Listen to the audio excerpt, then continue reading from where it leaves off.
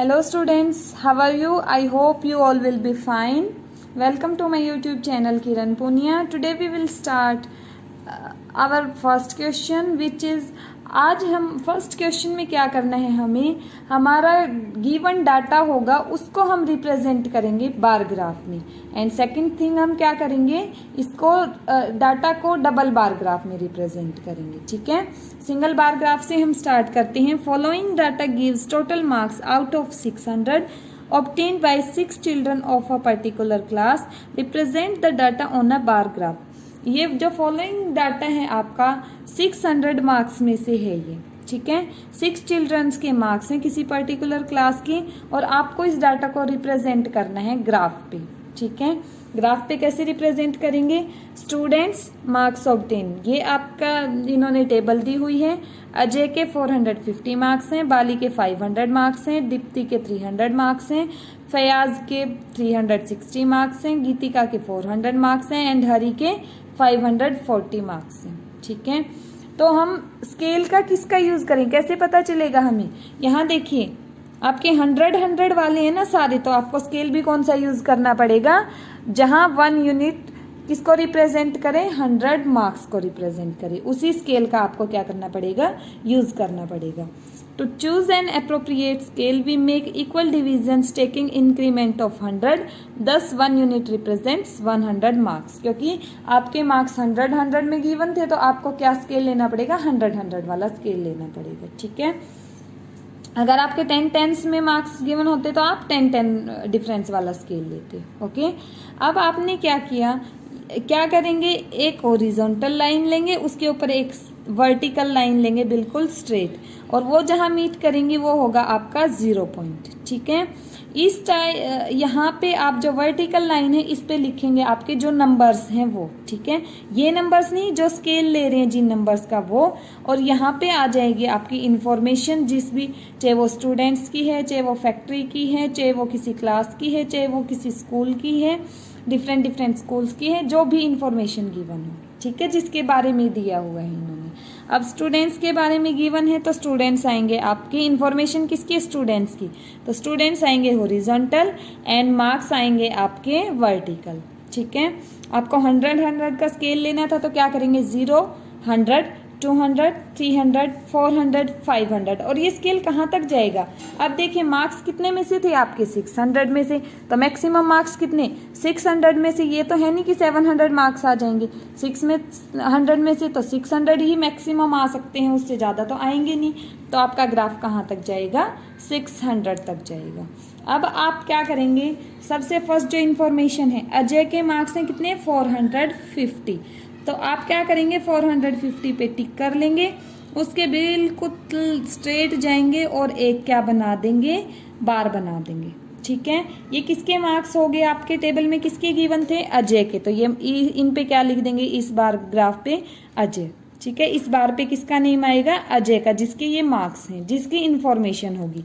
Next one is बाली, बाली के marks कितने, 500, तो 500 पे आप क्या करेंगे, 500 के सामने एक डॉट लेंगे और एक बार बना देंगे, और ये किसके मार्क्स थे, बाली के, जिसकी इंफॉर्मेशन उसी का name. Next one is Deepti, Deepti के हैं 300, तो 300 की स्ट्रेट एक लाइन लेके जाएंगे और बार बना देंगे, ये क्या बन जाएंगे, किसके, दीप्ति के। Next marks are of Fayaz, Fayaz के हैं 360, सेम वही रहेगा, 360 से आप डॉट लेके जाएंगे, किसके मार्क्स हो जाएंगे, फयाज की। और किसके हैं, गीतिका, गीतिका के हैं 400, तो 400 के सामने बिल्कुल स्ट्रेट लाइन लेंगे और बार बना देंगे, ये क्या बन जाएंगे, मार्क्स गीतिका के। और नेक्स्ट किसके हैं, हरी के, हरी के कितने, 540 मार्क्स, तो 500 से ज्यादा है, 540 पे जाएंगे और क्या करवा देंगे, मार्क्स। ठीक है, अब मान लो आपके पास जैसे 100 का ग्राफ था, लेकिन 450 आ रहा था, 360 आ रहा था, 540 आ रहा था, तो कैसे पता चलेगा, आप क्या करेंगे, दोनों नंबर के बीच का नंबर लेंगे, वो बिल्कुल मिड में आएगा, इसके दोनों 400 और 500 के बीच का नंबर क्या होता है, 450 बीच में आता है, तो ये किसके लिए, 450, और इसका अब टेंस पे कर लो, 460, 470, 480, 490 एंड 500, ऐसे ऐसे आ जाएगा ये। ठीक है, तो ये बन गया आपका बार ग्राफ। ये आप स्केल की हेल्प से भी कर सकते हैं, क्योंकि स्केल में भी कितने होते हैं, 10 डॉट्स होते हैं ना आपके, तो 10 का डिफरेंस यहाँ पे उससे पता चल जाएगा आपको। ठीक है, और अब यहाँ से आपको कोई भी इंफॉर्मेशन, कोई भी क्वेश्चन अराइज होगा तो आप डायरेक्टली उसका आंसर दे सकते हैं। नेक्स्ट आता है हमारा डबल बार ग्राफ।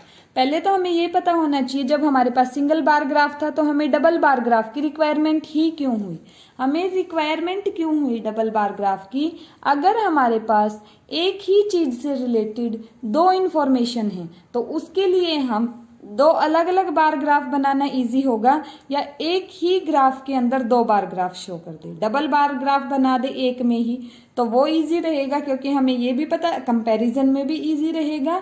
और किस चीज़ के लिए इजी रहेगा, क्योंकि वो एक ही चीज़ से रिलेटेड दो इन्फॉर्मेशन थी, तो वो चीज़ हमें बार बार लिखनी भी नहीं पड़ेगी। ठीक है, इसके लिए हमें रिक्वायरमेंट पड़ी डबल बार ग्राफ की, एक चीज़ से रिलेटेड दो इन्फॉर्मेशन।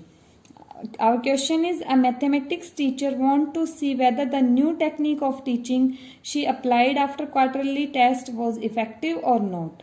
एक मैथमेटिक्स टीचर क्या देखना चाहती थी कि उसने जो न्यू टेक्निक स्टार्ट की है टीचिंग की, अप्लाई की है क्वार्टरली टेस्ट के बाद, वो इफेक्टिव है या नहीं है।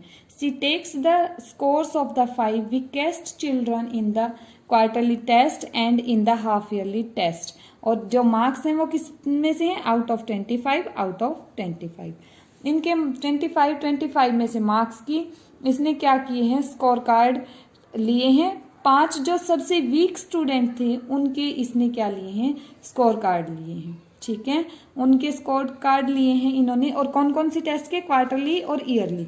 देखिए लिए सेम 5 स्टूडेंट के हैं, लेकिन कौन कौन से स्कोर्स लिए हैं, क्वार्टरली टेस्ट के और ईयरली टेस्ट के। टेस्ट ही अलग हैं, लेकिन हैं तो उन्हीं सेम 5 स्टूडेंट के, तो उन्हीं सेम 5 स्टूडेंट की डबल डबल इंफॉर्मेशन होगी, तो हम किसका यूज करेंगे, डबल बार ग्राफ का। स्टूडेंट्स की ये इंफॉर्मेशन गिवन है। तो अब देखिए इनके मार्क्स आए 10, 15, 12, 29, और बाद में कितने, 15, 18, 16, 21 एंड 15।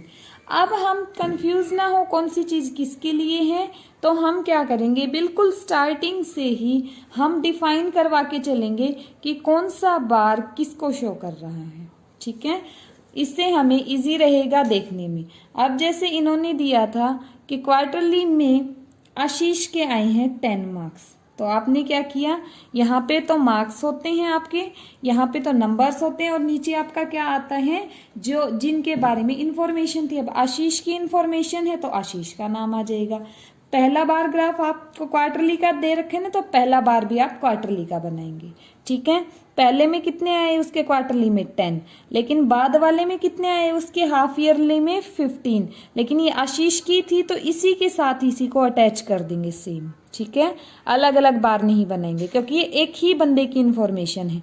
और इनको अलग अलग कैसे पता चलेगा हमें, हमने क्वार्टरली को तो सिंपल बार से डिनोट कर दिया, एंड जो हाफ ईयरली थे उनको डिनोट कर दिया किससे, जो इसके बीच में बार के बीच में लाइन लगा दी। आप डॉट भी लगा सकते हैं, लाइन भी लगा सकते हैं। ठीक है, अब हमें डायरेक्ट देखते ही पता चल जाएगा ये किसके हैं, क्वार्टरली के, और ये लाइन वाले किसके हैं, हाफ ईयरली के। नेक्स्ट इंफॉर्मेशन है अरुण 15 एंड 18 मार्क्स। अरुण के हाफ क्वार्टरली में है 15, तो पहले आएंगे क्वार्टरली के 15, और उसके बाद जो सेकंड इंफॉर्मेशन है वो हाफ ईयरली की है, वो है 18, तो 18 के आगे आप क्या करेंगे, बार बना देंगे। और हाफ ईयरली की है तो लाइंस वाला बार बनेगा। नेक्स्ट है कविश की। कविश के आपके आए जो क्वार्टरली थे उसमें 12 मार्क्स, तो 12 के का क्या बना दिया, बार, और सिंपल बनेगा क्योंकि ये क्वार्टरली के हैं। हाफ ईयरली में आए 16, तो 16 का क्या बनेगा, लाइन वाला, क्योंकि ये हाफ ईयरली है।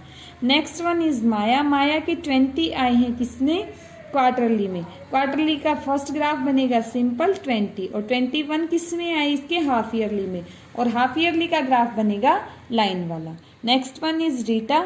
रीटा के आपके 9 मार्क्स आए हैं कब, क्वार्टरली में, तो 9 के सामने आप क्या बना देंगे, बार, और उसके बाद इसके सिंपल बार बनेगा क्योंकि ये क्वार्टरली का था, और हाफ ईयरली का बनेगा लाइनिंग वाला, तो 15 मार्क्स हैं इसके हाफ ईयरली में। ओके, ये हो गया आपका। अब एक ही बंदे की थी इसलिए मैंने क्या बोला कि बिल्कुल साथ साथ उसी के साथ अटैच करते जाएंगे आप। एक ही बंदे की पहले आप फर्स्ट इन्फॉर्मेशन देखेंगे, फिर सेकंड। फर्स्ट देखी सेकंड, फिर सेकंड की फर्स्ट देखी सेकंड, फिर उससे नेक्स्ट की फर्स्ट एंड सेकंड। ठीक है, अब यहाँ से अगर आपसे कोई भी पूछेगा तो आपको पता, ये देखिए ये है क्वार्टरली के और ये है हाफ ईयरली। आपका ग्राफ ऊपर जा रहा है, ऊपर जा रहा है तो मतलब इम्प्रूवमेंट हो रही है। अगर ग्राफ नीचे की साइड जाएगा तो डिक्रीजिंग होगा, ऊपर जाएगा तो इंक्रीजिंग होगा, मतलब बढ़ रहा है आपका ग्राफ। तो बच्चों में इम्प्रूवमेंट हुई या नहीं हुई? बढ़ेगा ग्राफ तो इम्प्रूवमेंट हुई है, मतलब मार्क्स उनके ज़्यादा आए हैं। तो since there seems to be a marked improvement हुई है in most of the students, the teacher decides that she should continue to use the new technique of teaching।